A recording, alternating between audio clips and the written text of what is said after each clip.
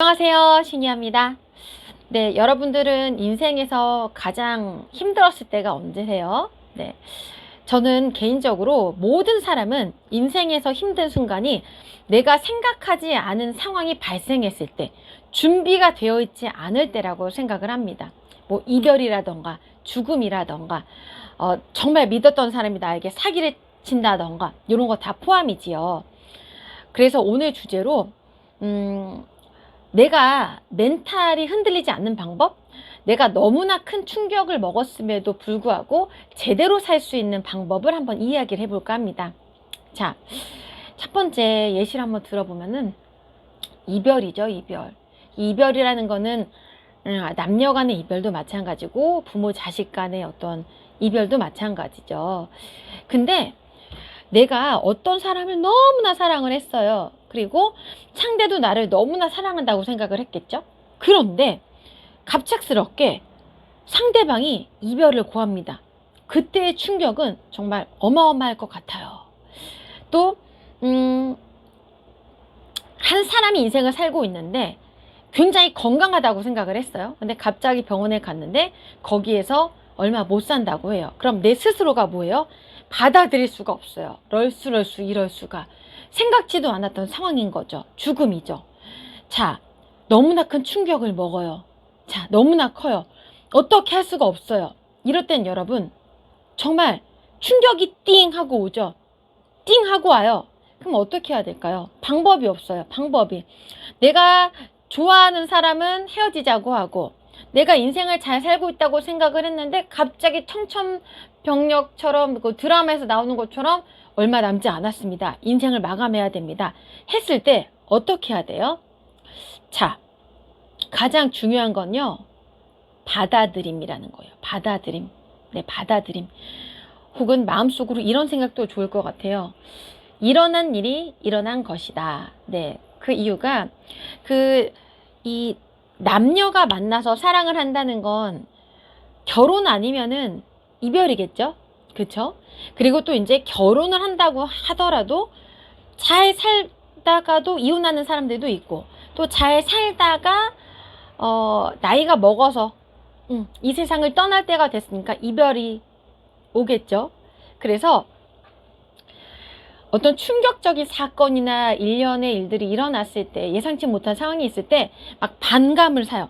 왜 이래? 내가 왜 이래야 되지? 내가 잘 살고 있는데 왜 이래야 돼? 나 미칠 것 같아. 어떻게 혹은 상대방이 싫다는데 막 돌아와 힘들어 이렇게 하면은요 내가 더 힘들어집니다. 여러분 무엇이든지 마음 먹기 나름이잖아요. 그래서 마음 자체를요 받아들이는 게 중요해요. 현실 즉시 아 그래 저 사람의 마음이 떠났구나. 그래 그럼 우리 둘이 또 내가 붙잡아서 만난다고 해도 잘 될 수는 없겠구나. 그래 받아들이고 나는 또 새로운 만남을 찾던가 자기 개발을 하던가 또 우리 아까 제가 방금 전에 말했던 것처럼 영화에서 보는 것처럼 갑자기 잘 살다가 얼마 인생이 남지 않았습니다 따고 말을 해요. 딱 의사가 말을 해요. 그랬을 때 어떻게 난 누구보다 인생을 열심히 사는데 이렇게 될 수가. 내가 남은 인생이 이거밖에 없어? 어떻게 이렇게 힘들면은요 그렇게 어떻게 하다가 진짜 인생을 마감을 하는데 제가 얼마 전에 읽은 책이 있는데 거기에서 보니까요 사람이 장수할 수 있는 부분 중에 하나가 행복 지수가 높다는 거 그리고 그 긍정의 힘이라고 합니다. 그게 실제적으로도 의학적으로 나타났다고 해요. 그래서 우리가 플라시보 효과라는 게 괜히 있는 게 아니죠. 그죠? 마음 먹은 걸 생각을 하면 이루어진다. 이런 거죠. 그래서 현실적으로 내가 너무나 아프고 죽음에 맞닥뜨린 상황이 있다면은요. 받아들여야겠죠. 아, 실제적으로 결론이 이렇게 내가 얼마 못 산다고 나왔네. 그러면은 일단 인정을 하고 그럼 내가 정말 얼마나 못 살 것인가 확인을 하고 그럼 그 병을 그래도 고치려고 노력을 해야겠죠. 그러니까 고치려고 할 수 있는 방법은 다 해야 되겠죠. 근데 이게 의료적인 부분에서 고칠 수 있는 부분이 있고 그게 아니라 나 혼자서 뭔가 운동을 한다던가 마음 먹은 것대로 활동할 수 있는 게 있겠고 그래서 저는 어떤 충격적인 상황이 닥쳤을 때 닥쳤어요. 너무 힘들어요. 미칠 것 같아요. 벼랑 끝에 섰어요. 끝났네 인생. 어떻게 이러는 게 아니라 마음속으로 받아들인 건 받아들이고 그 안에서 할 수 있는 방법을 찾아야 된다라고 생각을 합니다. 그러니까 여러분들이 이게 인간의 어떤 욕심이라고도 생각할 수가 있겠는데, 아니야 내가 왜 안 돼 하면은 오히려 내가 더 힘들어져요.